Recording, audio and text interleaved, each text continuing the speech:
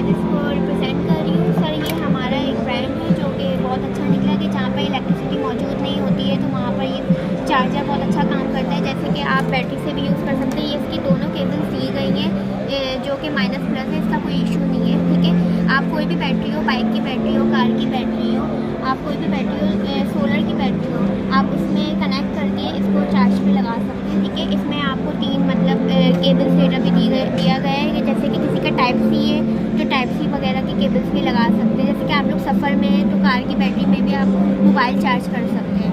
और बाकी ये 12 वोल्ट है और 5 एम्पियर है। क्या प्राइस है इस वक्त इसको मार्केट में क्या है?